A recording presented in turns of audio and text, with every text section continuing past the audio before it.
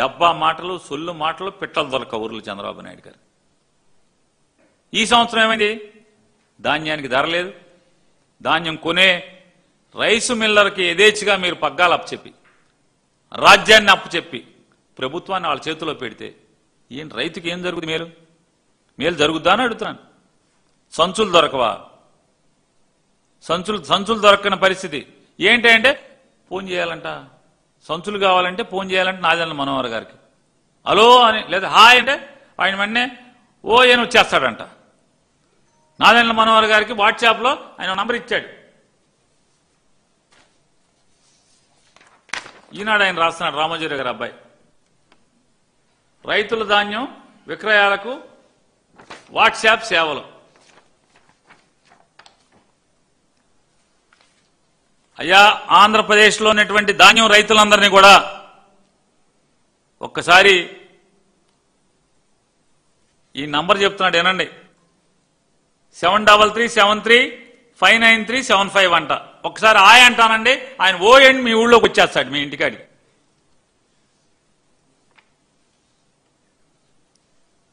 ఆయన పెద్ద story వేయించుకున్నాడు, publicity. ఏదో చంద్రబాబు నాయుడు 6 ఆకులు తింటే 12 ఆకులు తిన్నాడు. ఇందులో ఇంగ్లీష్ పేపర్లు అన్నింటిలో వేసుకున్నారు. ఏంటంటే Nadendla's intervention resolves farmers paddy procurement woes in Krishna జిల్లా, మా జిల్లాలోనే. ఈయన స్నేహితుడు ఎవరికో తెలిసిందంట, కృష్ణా జిల్లాలో 14 ఎకరాల రైతు బట్ల పెనుమరులో చలసాని చిట్టిబాబు అనేటువంటి బట్ల పెనుమర్రు మొవ్వ మండలం కృష్ణా జిల్లాలో రైతుకి ధాన్యం సంచులు లేవంట, గన్నీ బ్యాగ్స్ లేవు ధాన్యం అమ్మటాకి.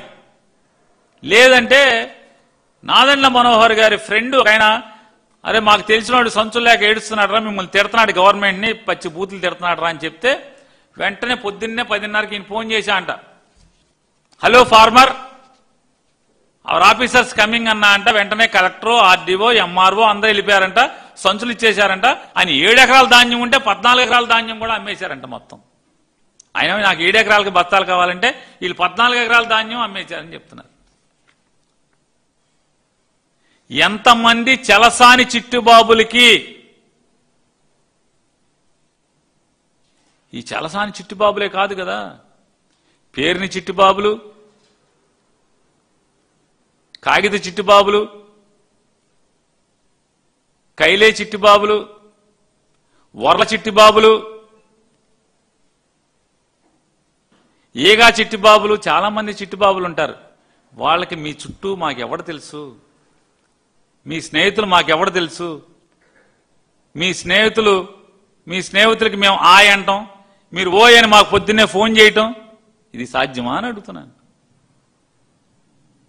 ఈ చలసాని చిట్టుబాబుకి మీ స్నేహితుడు తెలుసు కాబట్టి మీరు పొద్దున్నే అలో అని ఫోన్ చేశారు.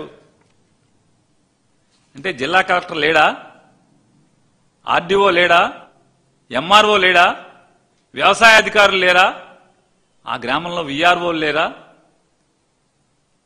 సివిల్ సప్లైస్ అధికారులు లేరా,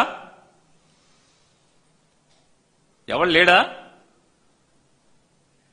చివరికి చూడండి వీళ్ళ భాగవతం, ఒక మంత్రి ఒక రైతుకి ధాన్యం అమ్ముకుంటాకి బస్తాలు లేవనేటువంటి దుస్థితి ఉంటే జిల్లాలో ఎవరు మంత్రులు లేరు, ఎమ్మెల్యేలు లేరు. మరి ఆ ఊరు ఎమ్మెల్యే గారు ఏమయ్యారు,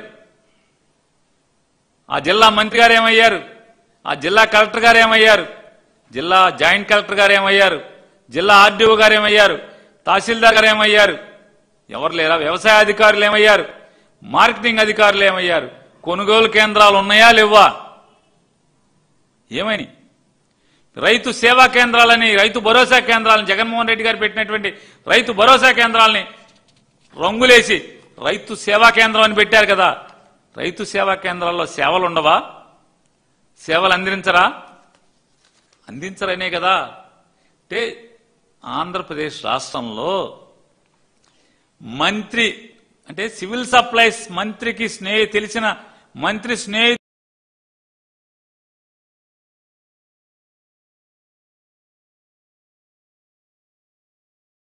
ఒక 20,000 15,000 లేదా ఒక 25,000 అన్నా కనీసం ఎంతో కొంత ఇవ్వండి అని చెప్పని 25 కాకపోతే 20 కాకపోతే 15 మా డిమాండ్ అయితే 25,000 ఇమ్మని చెప్పని గట్టిగా డిమాండ్ చేస్తున్నాం.